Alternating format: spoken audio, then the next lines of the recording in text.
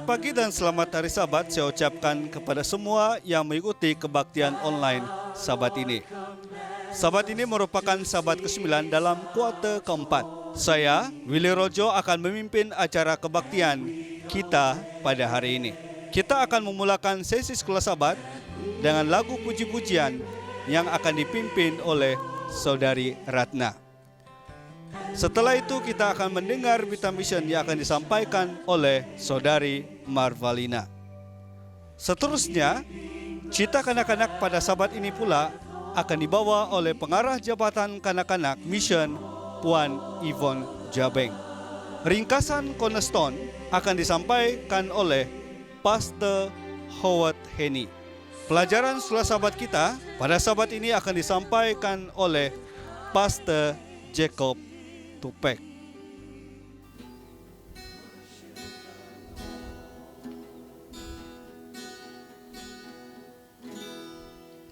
Betapa hatiku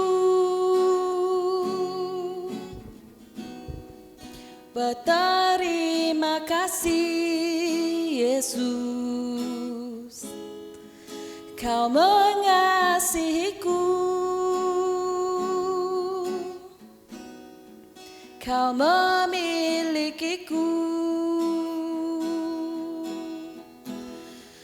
Hanya ini Tuhan persembahanku, segenap hidupku, jiwa dan ragaku. Sebab tak ku miliki harta kekayaan yang cukup berarti untuk ku persembahkan. Hanya ini Tuhan permohonanku, terimalah Tuhan persembahanku. Pakailah hidupku sebagai alatmu seumur hidupku. Betapa hatiku berterima kasih Yesus, Kau mengasihiku, Kau memilikiku. Hanya ini Tuhan persembahanku, segenap hidupku, jiwa dan ragaku.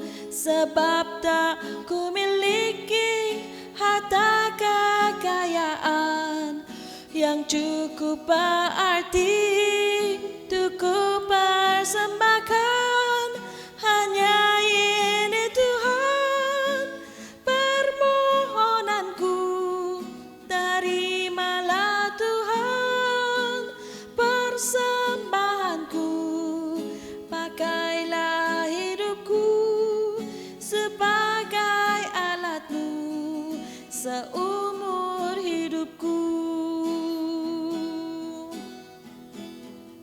Hanya ini Tuhan permohonanku, terimalah Tuhan persembahanku. Pakailah hidupku sebagai alatmu seumur hidupku.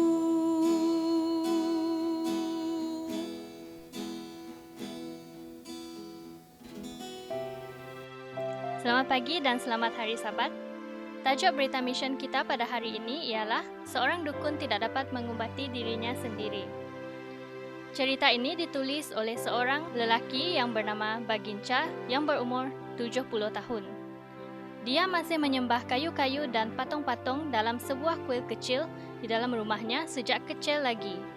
Dia tinggal bersama istri dan anak-anaknya di kampung Mundri Curimra, kira-kira 60 km dari Bandaraya Jalandhar. Dia percaya penuh pada kuasa-kuasa dari Tuhan-Tuhannya dan sangat berbangga kerana Tuhan-Tuhannya telah membuat dia sangat kaya, hasil sebagai seorang dukun. Orang jauh dan dekat berpusu-pusu berjumpa dengan dia di rumah di kampungnya untuk mendapat rawatan dari pelbagai penyakit. Encik Baginca mempunyai segala sesuatu yang dia inginkan di dalam hidupnya, kecuali satu perkara penting, ketenangan dan kebahagiaan minda. Satu hari, dia jatuh sakit. Dia tiba-tiba muntah-muntah. Dia merasa kepalanya pening. Setelah itu, dia mulai sakit kepala. Oleh kerana dia percaya pada dukun dan Tuhan-Tuhannya, dia pun memohon dan mencari rawatan dari Tuhan-Tuhannya untuk mengubati dirinya. Tetapi, kuasa-kuasa dukun dan Tuhan-Tuhannya mungkin dapat menyembuhkan orang lain. Tetapi, bukan dia. Dia pun mengeluarkan biaya besar pada dukun dan tabib tradisional yang lain. Tetapi, tiada seorang pun daripada mereka dapat mengubati dia. Dia selalu menangis kerana kesakitan yang dia alami. Pada suatu hari, anaknya mendengar ada seorang pastor pengasas Global Mission yang sedang membawa misi Gereja Masihi Advent hari ke-7 di sebuah kampung berdekatan. Pastor pengasas Global Mission berkenaan ialah Pastor Samson Soni. Lalu, anaknya pun menjemput pastor itu ke rumah mereka untuk berdoa khas kepada bapanya. Apabila pastor sampai di rumah mereka, Encik Baginca dengan tegas tidak mahu bercakap dengan dia. "Saya tidak perlukan doa kamu," katanya. "Kuasa dukun dan Tuhan-Tuhan saya lebih berkuasa dari Tuhan kamu." Tetapi, Pastor Samson tidak merasa kecewa sedikit pun dengan tolakan dan ejekan Encik Baginca. Sebelum meninggalkan rumah beliau, pastor pun berdoa dengan anak dan istrinya. Dia tidak mahu keluar dan masih baring di dalam bilik tidurnya. Selepas lawatan pertama pastor ke rumah dia, keadaan kesihatan dia semakin buruk dan membimbangkan. Beliau kemudian dihantar ke sebuah hospital di Bandaraya Jalandhar, sebuah bandaraya yang mempunyai penduduk lebih dari 1,000,000 orang. Jalandhar, sebuah bandaraya yang terletak kira-kira 90 minit menggunakan kereta dari kampungnya. Selepas diperiksa melalui scanning dan MRI, telah didapati Encik Baginca ada menghidap dan mengalami ketumbuhan pada otaknya. "Kamu akan mati dalam masa tidak lama lagi jika kamu tidak menjalani pembedahan dengan segera," kata doktor bedah. Tetapi kos pembedahan itu adalah sangat mahal. Dia selama ini telah mendapat pendapatan yang agak lumayan dari hikmat kedukunannya. Tetapi, dia telah menggunakan separuh dari simpanan tersebut untuk rawatan selama ini. Sekarang, dia dan keluarga hanya mampu membiayai separuh dari hasil kedukunan itu. Wang yang ada hanya boleh menampung setengah dari kos pembedahan nanti. Pastor Samson lalu mendengar bahawa Encik Baginca telah dimasukkan ke dalam hospital. Dia pun mengambil kesempatan itu untuk melawat dan berdoa untuk Encik Baginca. Dia merasa pilu dan dia merasa gembira apabila melihat Pastor Samson. Encik Baginca pun mengangkat kepala dan melihat ke muka doktor itu. "Ini dia Yesus yang boleh menyembuhkan saya," kata Encik Baginca. Pastor Samson pun meminta kebenaran untuk berdoa kepada Tuhan daripada doktor pakar bedah. Apabila doktor pakar bedah bersetuju, Pastor Samson pun mula berdoa. Dia berdoa dengan mengeluarkan air matanya.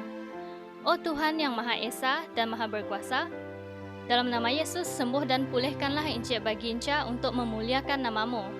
Saya berdoa dalam nama Yesus. Amin." Pastor Samson berdoa. Pada hari keesokannya, sebelum menjalani pembedahan, doktor pakar bedah pun membuat pemeriksaan semula pada Encik Baginca. Daripada hasil X-ray dan MRI semula, doktor mendapati tiada lagi ketumbuhan pada otaknya. Doktor pakar bedah pun meminta pandangan kedua dari doktor pakar otak. Doktor pakar otak pun tidak dapat mengesan lagi ketumbuhan pada otaknya. Tiba-tiba, doktor pakar bedah mengingat doa-doa dari Pastor Samson. Doktor itu pun bertanya kepada Encik Baginca, "Di mana dan ke manakah ketumbuhan dalam otak pakcik?" kata doktor bedah. "Tuhan yang manakah yang kamu percaya?"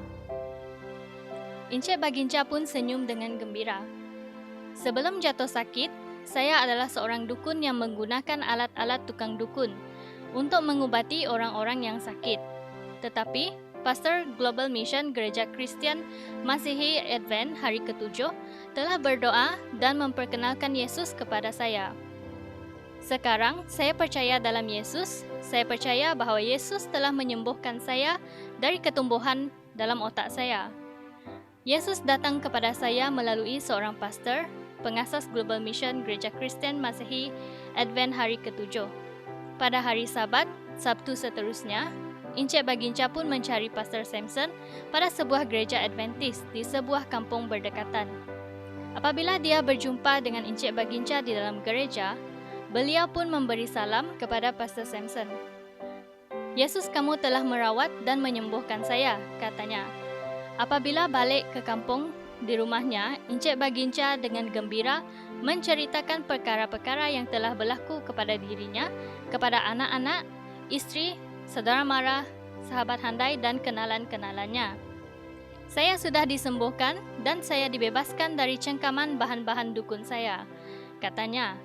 Kamu sekalian mesti juga datang ke gereja di mana ada Tuhan Yesus yang boleh merawat dan menyembuhkan segala penyakit. Oleh kerana kesaksian Encik Baginca, semakin ramai orang datang ke gereja pada hari Sabat. Pada awal bulan Januari 2018, seramai 50 orang telah menghadiri kelas belajar kitab suci dengan Pastor Samson. 30 daripada mereka telah dibaptiskan pada bulan September 2018. Ini termasuk Encik Baginca, isterinya dan 2 orang anaknya. Yang bakinya, mereka menyatakan akan menyerahkan diri pada Yesus pada tahun 2020. Pada awal tahun 2019, ramai lagi orang yang datang ke gereja Adventis pada hari Sabat. Sebahagian daripada persembahan Sabat ke-13 sedunia, suku ke-4 tahun 2020, akan digunakan untuk membina sebuah gereja baru di Bandar Amritsar, India. Sampai di sini saja berita mission pada hari ini. Selamat Hari Sabat, Tuhan memberkati.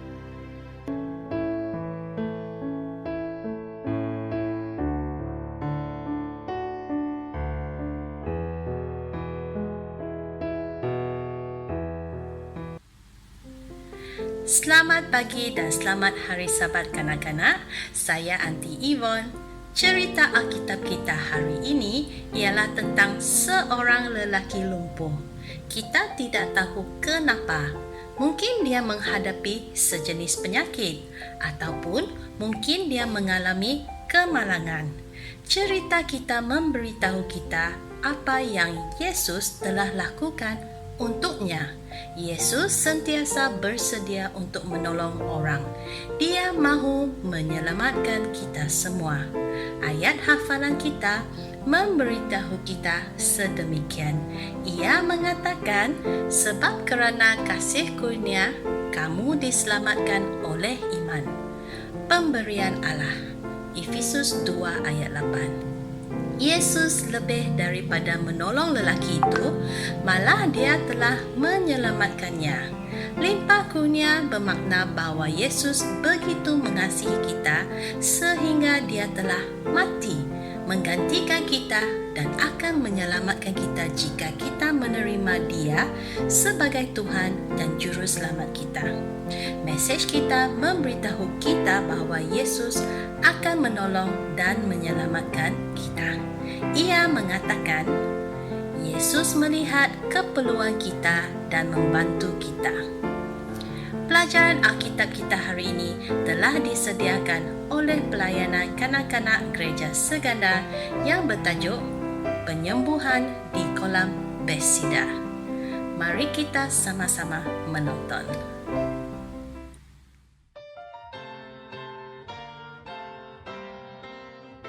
Pagi dan selamat Hari Sabat anak-anak. Saya Aunty Rinawati Anak Ujang dari pelayanan kanak-kanak Gereja Segenda. Dan cerita Alkitab kita bertajuk Penyembuhan di Kolam Bethesda.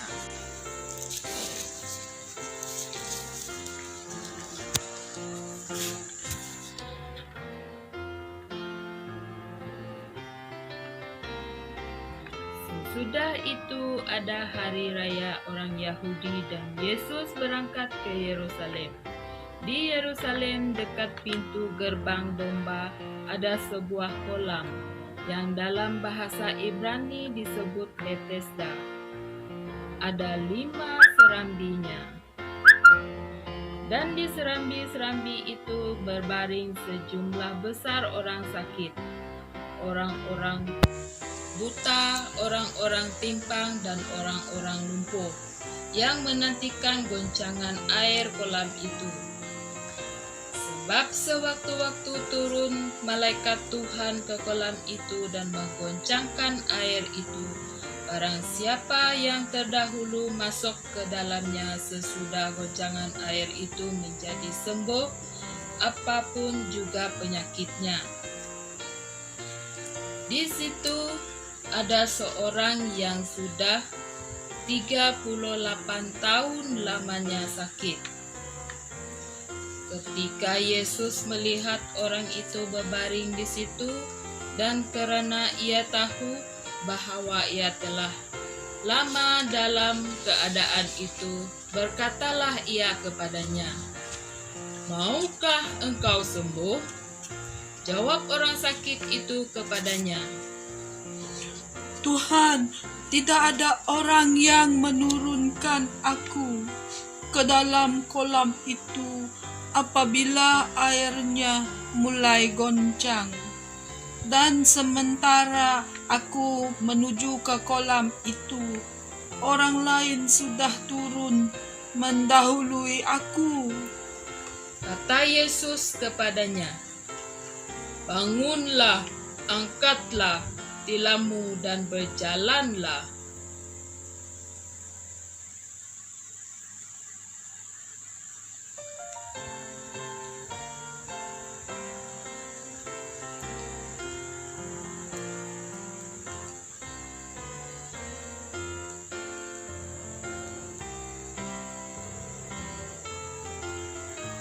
Dan pada saat itu juga sembuhlah orang itu, lalu ia mengangkat tilamnya dan berjalan.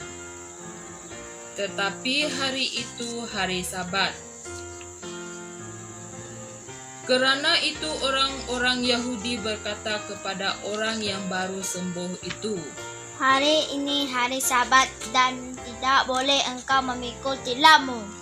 Akan tetapi ia menjawab mereka, Orang yang telah menyembuh aku, dia yang mengatakan kepadaku, angkatlah tilammu dan berjalanlah. Mereka bertanya kepadanya, Siapakah orang itu yang berkata kepadamu, angkatlah tilammu dan berjalanlah? tetapi orang yang baru sembuh itu tidak tahu siapa orang itu, sebab Yesus telah menghilang ke tengah-tengah orang banyak di tempat itu. Kemudian Yesus bertemu dengan dia dalam bait Allah lalu berkata kepadanya, "Engkau telah sembuh, jangan berbuat dosa lagi supaya padamu yang jangan terjadi yang lebih buruk." Orang itu keluar lalu menceritakan kepada orang-orang Yahudi bahwa Yesus yang menyembuhkan dia. Dan karena itu orang-orang Yahudi berusaha menganiaya Yesus karena ia melakukan hal-hal itu pada hari Sabat. Pada hari itu Yesus menyembuhkan tubuh seorang lelaki, tetapi dia juga telah menyembuhkan jiwanya. Penyembuhan Yesus yang penuh kasih itu membawa kepada penyatuan orang dengan Tuhan. Yesus berkata kepada kita dengan kasih dan belas kasihan, "Mahukah kamu disembuhkan?" Dia mahu kita semua sehat dari segi jasmani dan rohani. Limpah kurnia-Nya merupakan hadiah kasih-Nya untuk semua kita. Amin.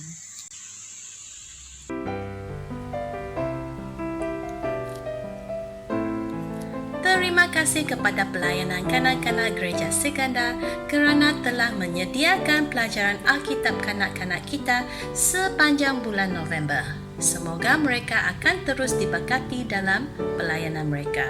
Pelajaran kita mengatakan bahawa lelaki itu telah disatukan dengan Tuhan.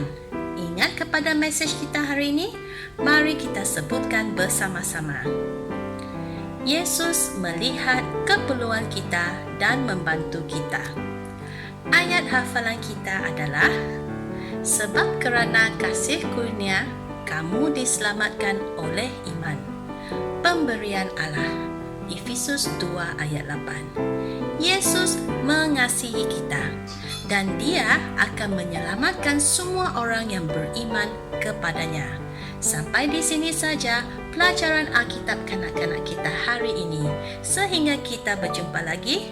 Bye-bye.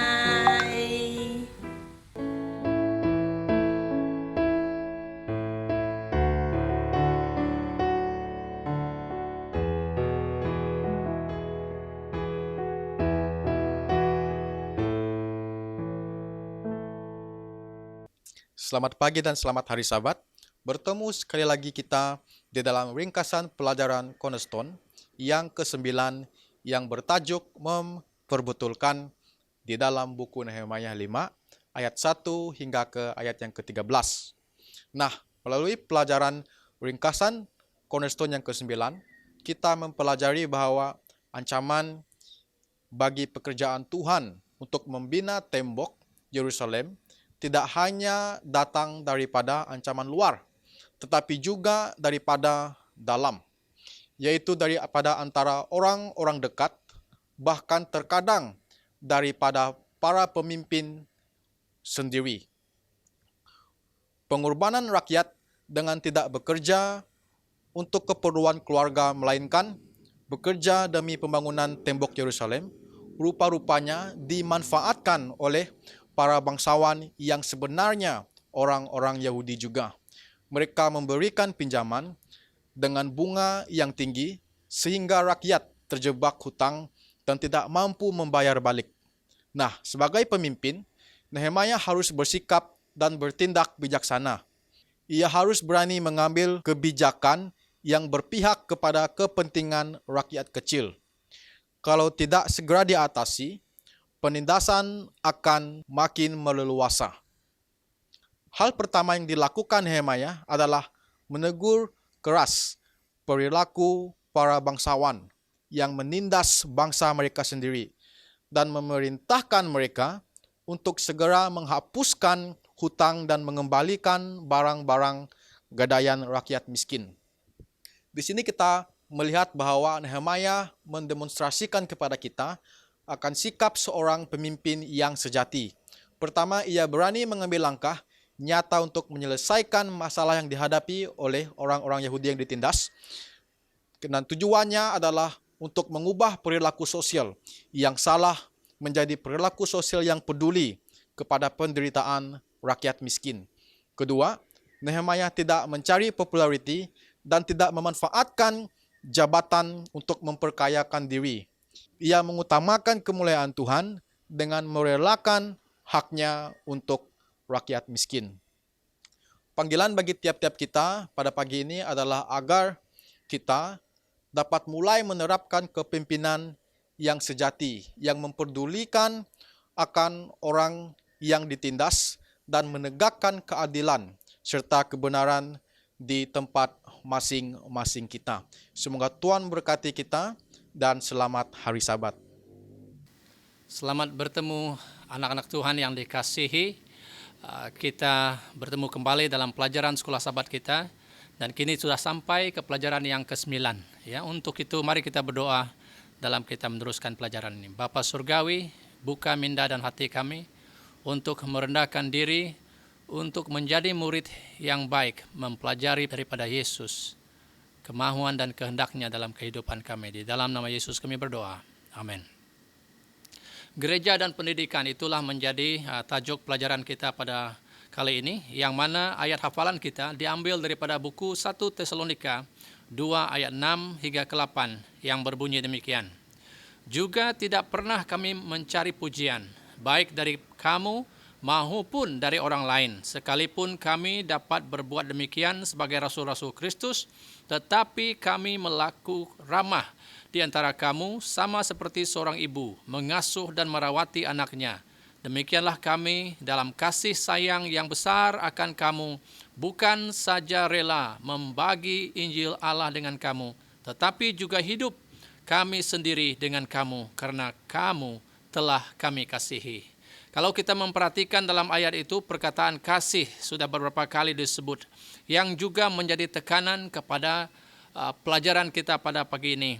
Seperti para rasul dahulunya, yang menunjukkan kasih mereka terhadap umat-umat yang mereka bimbing.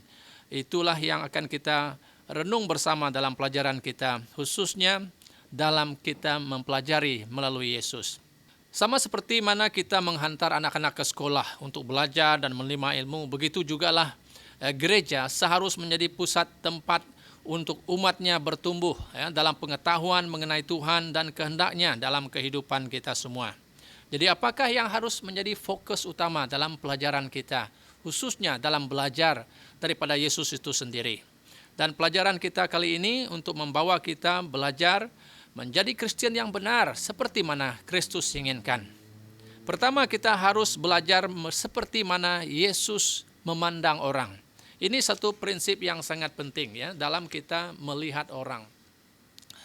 Dalam pelajaran kali ini kita ada satu kisah di mana Yesus menceritakan yang tercatat di dalam buku Lukas pasal 10 ayat 30 hingga 37, di mana ada seorang yang turun dari Yerusalem ke Jericho, namun di tengah perjalanan dia kena rompak oleh penyamun, bukan saja dirompak malah dia dipukul sehingga dia hampir mati ya. Dan kebetulan ada imam yang lalu di sana, namun dia hanya melihat dan melewati dia saja. Selepas itu diberitahu juga ada seorang Lewi yang juga sama melewati jalan itu, melalui jalan itu, tetapi hanya melihat daripada jauh dan melewati dia. Namun selepas itu ada seorang Samaria, di mana dia juga melalui jalan yang sama. Dan ketika dia melihat orang itu, hatinya tergerak sehingga dia sangat kasihan. Lalu dia pergi membalut luka dia, malah dia naikkan dia ke keledainya dan membawa dia ke tempat penginapan ya untuk dirawat. Dan bukan itu saja, keesokan harinya sebelum dia pulang, dia berkata kepada penjaga itu, dia tinggalkan 2 dinar uang, dia katakan, kamu rawat, jaga dia sehingga sembuh. Kalau ada lebihan perbelanjaan, nanti saya datang akan membayar kamu. Dan Yesus bertanya dalam penghujung cerita itu, daripada ketiga orang ini, dia berkata, siapakah di antara mereka yang menunjukkan belas kasihan kepada orang yang dirompak itu tadi? Sudah pasti jawabannya adalah orang Samaria itu. Dan Yesus dalam katanya mengatakan, pergilah dan perbuatlah demikian. Jadi dalam prinsip ini, inilah yang menjadi prinsip dalam pelajaran kita pada kali ini, di mana kita harus belajar seperti mana Yesus. Cerita ini sebenarnya mengisahkan mengenai kasih Yesus sendiri terhadap orang lain, yang sentiasa memandang orang dengan mata yang penuh belas kasihan. Dan Yesus setiap kali melihat orang, dia sentiasa tidak pernah tidak untuk memberikan perhatian terhadap orang. Ya. Dan inilah yang menjadi teladan bagi setiap kita untuk belajar. Ya. Bagaimana iman yang sebenarnya adalah iman yang bukan saja mendengar dan mengetahui mengenai kebenaran, tetapi iman yang menunjukkan belas kasihan terhadap orang lain. Ya. Dan sebagai seorang umat Tuhan yang percaya akan kebenaran dalam Alkitab, memiliki kebenaran hari Sabat, memiliki kebenaran mengenai nubuatan dan makanan kesehatan dan sebagainya, tidaklah mencukupi kalau itu hanya kebenaran dalam fikiran kita semata-mata. Tetapi kebenaran itu harus dapat kita terjemahkan dalam perbuatan kita yang penuh kasih, penuh simpati, seperti mana Kristus yang melihat setiap orang dengan pandangan matanya yang penuh belas kasihan kepada mereka. Kita harus melihat dan belajar menilai orang seperti mana Yesus menilai seseorang. Kalau kita melihat uang ringgit, ya, kalau kita keluarkan RM1 yang lama dan yang baru, ya, memang kalau kelihatan yang baru itu akan lebih cantik, lebih indah. Ya, kalau kita mau simpan sudah pasti kalau kita diberi untuk memilih, kita akan ambil yang lebih indah, lebih cantik. Mata kita manusia kadang begitulah memandang sesama manusia. Kita suka memandang kepada yang indah dipandang, yang senang, yang sedap kelihatan. Tetapi setengahnya yang sukar dipandang kita tidak akan memandang. Malah kita sentiasa mencuriga. Dan itulah yang harus kita pelajari daripada Kristus, belajar untuk melihat orang melalui mata kaca Yesus. Ya. Dan bukan itu saja, kita juga harus menjalani kehidupan seperti Yesus itu sendiri. Ya. Saudara, sekarang kita hidup dalam dunia yang dicemari oleh dosa, di mana kita melihat kejahatan berluas-luasa, ya, kehidupan tanpa moral dan kegelapan menyelubungi seluruh dunia ini. Dan menjadi misi gereja untuk kita membawa terang kepada dunia, untuk kita menjadi garam membawa keenakan, keselesaan kepada dunia. Dan itulah yang Yesus inginkan kita lakukan, ya, dalam Matius 5 ayat 3 hingga 12, di sana dia menyatakan kepada kita yang kita adalah terang dunia. Meskipun Yesus dulunya kan dia adalah terang dunia, tetapi kini kita yang telah menerima pancaran terang daripada Kristus harus menjadi terang. Ya, lampu tidak harus diletak di tempat yang rendah dan ditutup, ya, tapi dia harus diletak di tempat yang tinggi. Ya, untuk apa? Kelihatan, untuk memancarkan terang kepada tempat yang gelap. Dan itulah yang Yesus ingin dan menjadi panggilan kepada kita semua untuk menjadi terang dan garam kepada dunia ini. Dalam kehidupan Yesus kita melihat bagaimana dia seorang yang sentiasa prihatin terhadap kehidupan orang ramai. Dan menjadi misi dia, menjadi misi utama Yesus. Kalau kita melihat, ya, di dalam Lukas 4 ayat 18 hingga 11, ini merupakan misi Yesus ke dunia. Perhatikan, saya membaca di sini. Roh Tuhan ada padaku, oleh karena ia telah mengurapi aku untuk menyampaikan kabar baik kepada orang-orang miskin. Dan ia telah mengutus aku untuk memberikan kebebasan kepada orang-orang tawanan dan penglihatan bagi orang-orang buta, untuk membebaskan orang-orang tertindas, untuk memberitakan tahun rahmat Tuhan telah datang. Jadi di sini kita melihat Yesus terpanggil untuk melayani. Yesus terpanggil untuk melepaskan orang yang dalam derita dan kesusahan. Dan itulah menjadi misi dia yang utama. Maka kita juga terpanggil untuk mengikut teladan Yesus ini dalam membawa kelegaan, keselesaan, pengharapan kepada mereka yang di dalam kegelapan, kepada mereka yang sedang mencari pengharapan. Dan biarlah kita merasakan ini satu panggilan, ya, untuk kita mempraktikkan cinta yang telah kita terima daripada Yesus kepada orang lain. Dan agar kita juga boleh membawa kesembuhan fisikal, membawa kesembuhan kerohanian kepada orang-orang yang memerlukan, seperti mana Yesus lakukan ketika dia di bumi ini. Jadi kita adalah murid kepada Yesus dan haruslah kita menunjukkan simpati seperti mana guru kita tunjukkan ketika dia di bumi ini dulu. Jadi bukan itu saja, misi kita selain daripada membawa kelegaan, pengharapan kepada orang lain, kita juga harus menuntun orang kepada kebenaran. Dan itulah menjadi misi kita. Tetapi sekadar seperti yang saya nyatakan, sekadar seperti para imam, para orang Lewi yang memiliki kebenaran lebih daripada orang lain, tetapi tidak memiliki kasih kepada orang lain, tidak akan ada maknanya. Dan cara terbaik untuk menuntun orang kepada jalan kebenaran bukanlah sekadar berkhotbah, menunjukkan fakta-fakta dan kebenaran dalam Alkitab daripada bibir kita saja, tetapi belajarlah seperti seorang Samaria yang baik itu, ya, yang memberikan kasih yang luar biasa terhadap orang yang dia tidak kenali. Dan ketika ini di mana dunia sedang masih lagi kegerunan dilanda COVID-19 ini, inilah masa yang paling sesuai untuk kita bersinar bagi Kristus. Seperti mana di zaman para rasul, gereja bukanlah bangunan, tetapi mereka berkumpul di rumah masing-masing. Dan itulah harus terjadi pada kita. Ketika gereja tidak dapat terbuka, gereja kita harus menjadi pusat penginjilan. Gereja kita harus menjadi pusat pembelajaran. Gereja kita harus rumah kita, ya, harus menjadi pusat kesembuhan, rawatan kepada orang yang memerlukan rawatan dan pengharapan, di samping kita menuntun mereka kepada kebenaran. Jadi itulah tujuan utama setiap gereja, untuk membagikan kasih Yesus dan menjadikan gereja kita, yaitu rumah kita dan diri kita sebenarnya yang menjadi gereja, sebagai pusat pendidikan di mana orang lain dapat belajar dan mengenal mengenai Yesus, ya, yang amat kita sayangi itu. Saya mau akhiri dengan kisah Lukas pasal 7. Kamu boleh baca di sana daripada ayat yang pertama hingga 9. Di mana Yesus memuji iman seorang perwira yang sangat luar biasa. Di mana Yesus katakan tidak pernah dia menjumpa seseorang yang sangat beriman seperti dia. Apa yang terjadi kepada perwira ini? Saya membaca di ayat yang kedua, Lukas 7 ayat 2. Di situ ada seorang perwira yang mempunyai seorang hamba yang sangat dihargainya. Hamba itu sedang sakit keras dan hampir mati. Perhatikan apa yang dilakukan oleh seorang perwira ini. Seorang perwira, centurion, dia adalah seorang pegawai tinggi dalam ketenteraan yang memiliki paling kurang pun dalam 100 orang dalam bawah jagaan dia. Dia memiliki kemampuan untuk mendapat hamba-hamba yang baru kalau dia mau untuk melakukannya.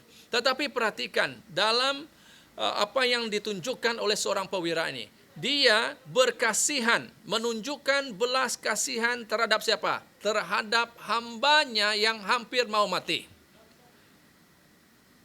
Kalau kita perhatiin terhadap keluarga kita, itu perkara yang biasa. Perhatiin terhadap anak istri kita, kalau mereka sakit sudah pasti segera kita akan mau menghantar mereka, berusaha untuk membawa ke klinik dan sebagainya. Namun orang ini, perwira ini yang bukanlah orang Kristen, dia seharusnya orang Roma, penjajah yang datang ke Yerusalem itu. Tetapi dia mendengar mengenai Kristus dan langsung yang dia cari adalah Kristus. Namun yang saya mau tekankan di sini adalah bagaimana jiwanya yang penuh belas kasihan terhadap seorang hamba. Siapa hamba itu? Tiada pertalian saudara dengan dia. Tiada apa-apapun hubungan, melainkan hanya sebagai hamba kepada dia, yang mana dia boleh saja mendapatkan hamba yang lain kalau ini sudah tidak dapat bekerja. Tetapi inilah kasih yang luar biasa, sehingga Yesus memuji akan iman orang ini yang sangat luar biasa, menunjukkan belas kasihan yang luar biasa. Dan inilah yang saya juga ingin kita miliki dan belajar untuk miliki. Hari ini saudara-saudari, ramai orang dalam kesusahan, ramai orang dalam ketakutan dan hilang pengharapan. Dan hari ini adalah masa dan ketikanya di mana umat-umat Tuhan harus bersinar, menyampaikan, menjadi sumber kasih dan pengharapan Kristus kepada orang lain. Kalau kita tidak sebagai umat-umat Tuhan menunjukkan kasih kepada orang, memberikan penghiburan dan pengharapan kepada orang-orang yang di dalam kesusahan pada hari ini, siapa lagi yang harus melakukan? Bila lagi harus kita melakukannya? Makanya daripada institusi gereja kita, dari misi sampai ke gereja lokal dan setiap kita, harus kita belajar menjadi seperti perwira ini yang memiliki kasih Yesus yang sangat simpati bahkan kepada hambanya. Jadi belajarlah kita sedemikian menjadi seorang Samaritan, ya, seorang Samaria yang menunjukkan kasih, dan ini adalah kasih Yesus yang dipandang melalui orang Samaria yang harus kita miliki sebagai murid Yesus. Semoga Tuhan memberkati kita semua. Mari kita berdoa. Bapa di surga, terima kasih atas firman Tuhan dan pelajaran untuk mengajar kami arti kasih sejati. Kasih yang telah kami terima daripada Yesus.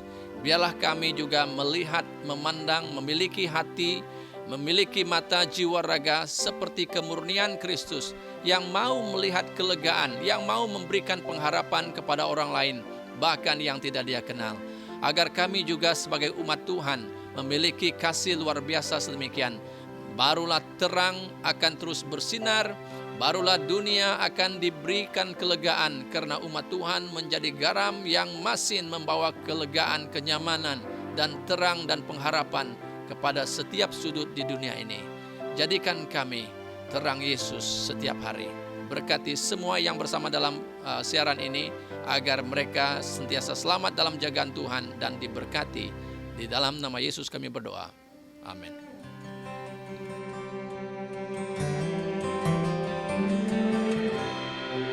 Remember the Sabbath to keep it holy. Honor the day that our Lord commands us to cease our toiling, and we obey, that we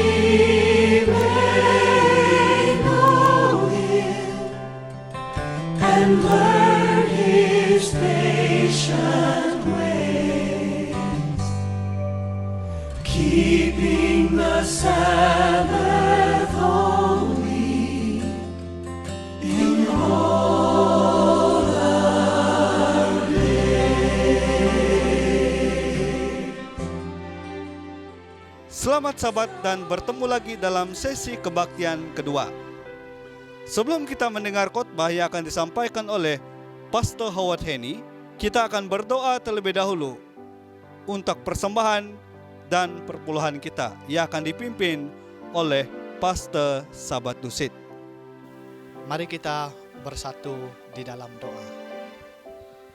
Maha besar Bapa kami yang bertakhta di dalam kerajaan surga, Tuhan yang Maha Kuasa, Tuhan pencipta langit dan bumi dan segala isinya.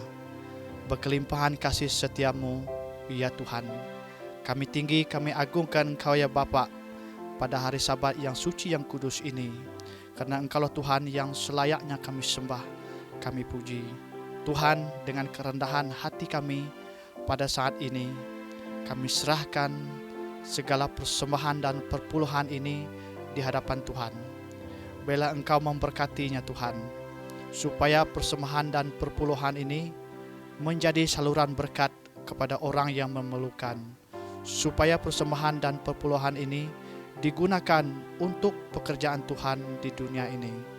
Berkati setiap jiwa dan tangan-tangan yang telah memberikannya Tuhan, supaya kehidupan mereka berlimpah di dalam kasih Tuhan. Terima kasih Tuhan di atas kemurahan dan kasih Tuhan yang tiada kesudahannya dalam kehidupan kami. Kami serahkan doa ini dalam nama Yesus yang menjadi juru selamat penebus kami. Amin. Selamat pagi dan selamat hari Sabat, saudara-saudari yang dikasihi di dalam Yesus Kristus. Sungguh senang sekali dapat bertemu dengan Anda melalui platform online Hope Media Sarawak. Terima kasih karena terus setia mendengarkan firman Tuhan.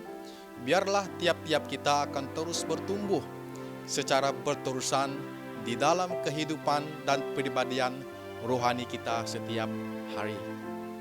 Baiklah, sebelum kita lanjutkan pelajaran kita, ada baiknya kita bersatu di dalam doa. Bapa Surgawi, kami mengucap syukur dan terima kasih atas kesempatan yang Engkau berikan untuk kami hadir sama-sama untuk mendengarkan firman Engkau. Biar Engkau mengisi hati kami dengan Roh Kudus Tuhan. Biar kami dapat menggunakan firman-Mu itu untuk mengubah kehidupan kami dan memperbagi diri kami setiap waktu untuk terus bertumbuh. Terima kasih Tuhan, Engkau mendengar doa kami. Di dalam nama Tuhan Yesus kami berdoa dan mengucap syukur. Amin. Saudara dan saudari yang dikasihi di dalam Kristus, ada pepatah mengatakan, buah jatuh tak jauh dari pohonnya. Demikian kata sebuah pepatah yang bermakna bahwa karakter, kebiasaan atau hidup seorang anak tak akan jauh berbeda bila dibanding dengan karakter, kebiasaan, dan hidup orang tuanya. Nah, melalui perkongsian pada Sabat ini, saya rindu untuk mengongsikan tentang 4 kualiti kehidupan baru di dalam kebenaran.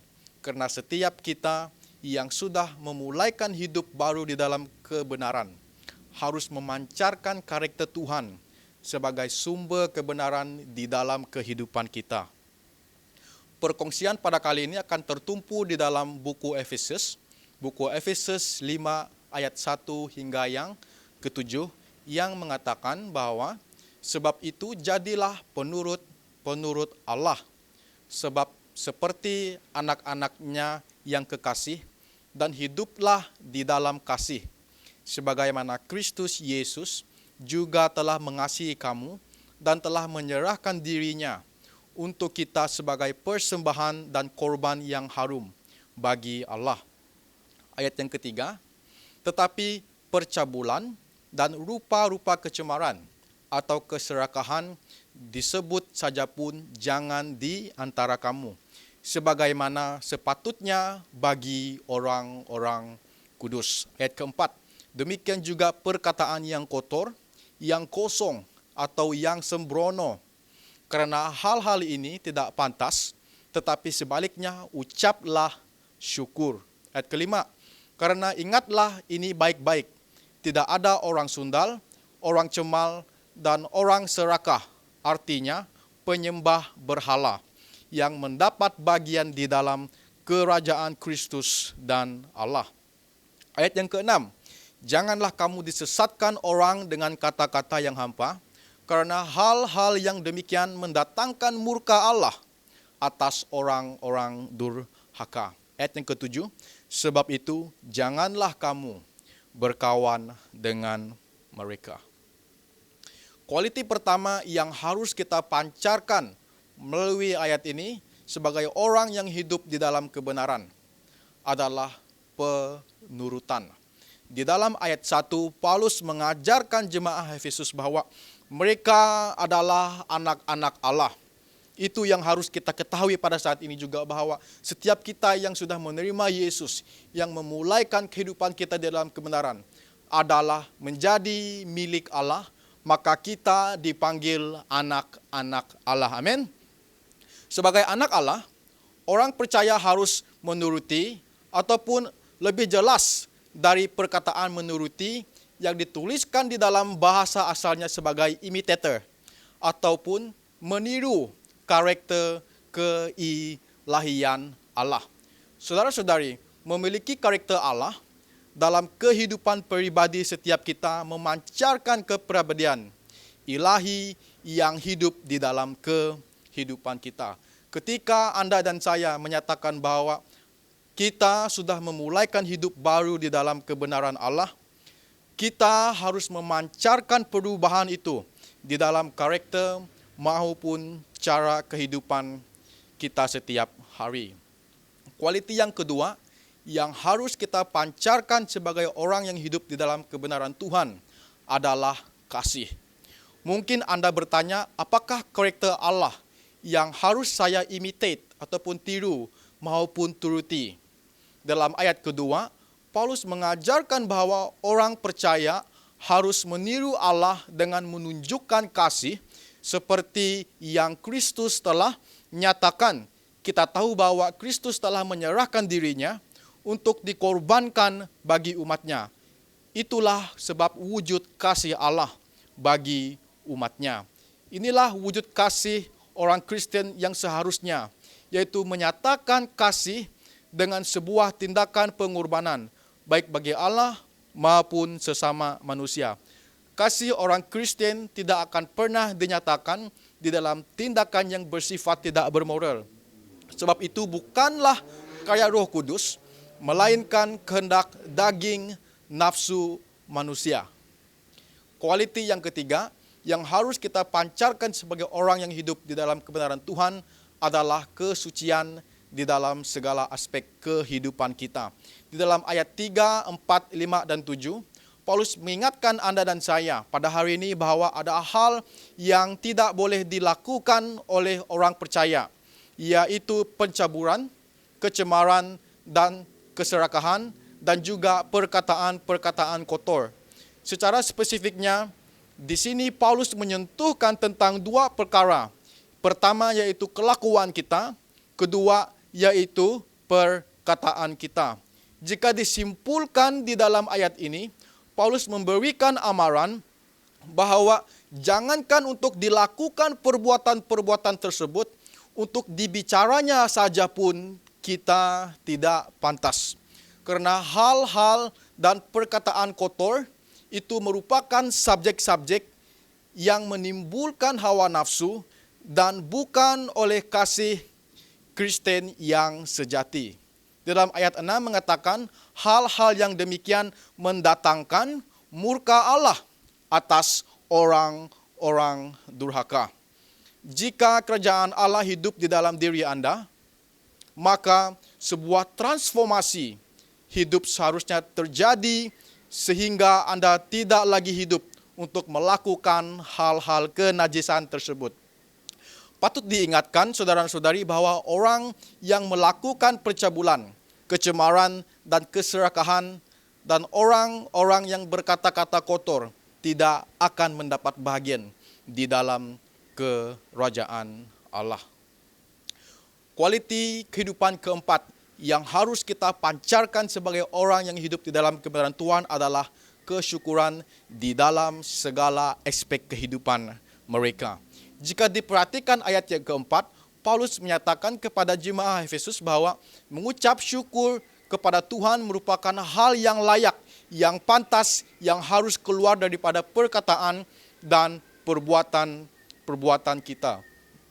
Saudara-saudara yang dikasihi, jika Anda menanyakan diri Anda, pada saat ini berapakah perkataan baik yang difikirkan, yang dibicarakan daripada hati dan pikiran Anda pada hari ini? Dan juga berapakah perkataan yang tidak baik, yang kotor, yang pernah Anda bicarakan, fikirkan pada hari ini?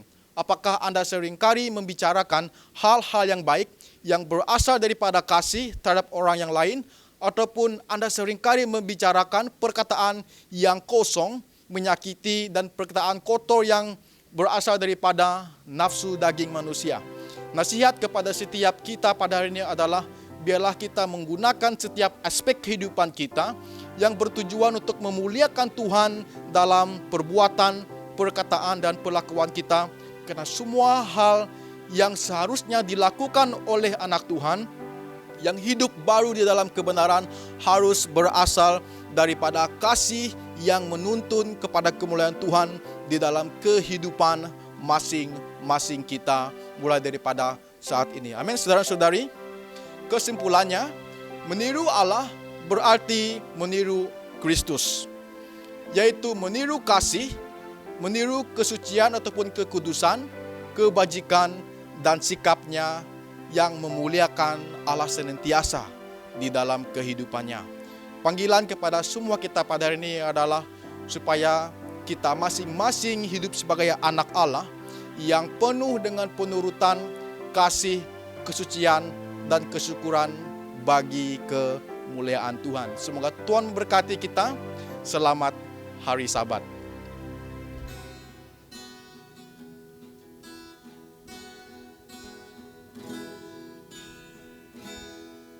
Bagaikan bejana siap dibentuk, demikian hidupku di tanganmu. Dengan urapan kuasa rohmu, ku dibaharui selalu. Jadikan ku alat dalam rumahmu, inilah hidupku di tanganmu. Bantulah turut kehendakmu, pakailah sesuai rencanamu. Ku mau sepertimu Yesus,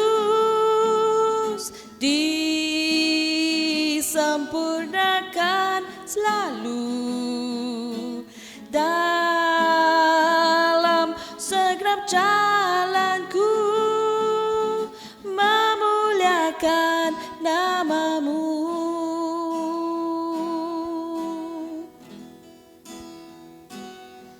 Bagaikan bejana siap dibentuk, demikian hidupku di tanganmu.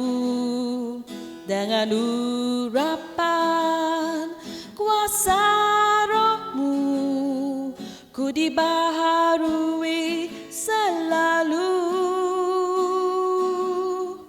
Jadikan ku alat dalam rumahmu. Inilah hidupku di tanganmu. Bantulah turut kehendakmu. Pakailah sesuai rencanamu. Ku mau sepertimu, Yesus, disempurnakan selalu dalam segenap jalanku, memuliakan namamu. Ku mau sepertimu, Yesus, disempurnakan selalu dalam segenap jalanku, memuliakan namamu. Memuliakan namamu.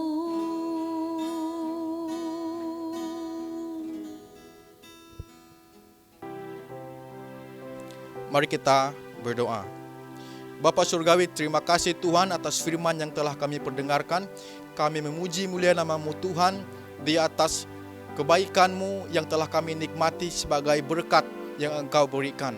Tuhan, biarlah pada saat ini Engkau terus memimpin kehidupan kami, menuntun dan mengajarkan kami, agar kami dapat terus bertumbuh dalam kehidupan rohani kami, mempersiapkan diri kami untuk kedatangan-Mu yang kedua kali. Ampunilah segala dosa yang telah kami lakukan, biarlah kami senantiasa mulia dan benar di hadapan-Mu, beri pimpinan dan hikmat yang Engkau berikan, curahkan melalui Roh Kudus-Mu. Terima kasih Tuhan, Engkau mendengar doa kami. Di dalam nama Tuhan Yesus kami berdoa dan mengucap syukur. Amin. Terima kasih kepada kita semua yang sudah mengikuti kebaktian online Sabat ini. Semoga kita bertemu di lain waktu. Tuhan memberkati.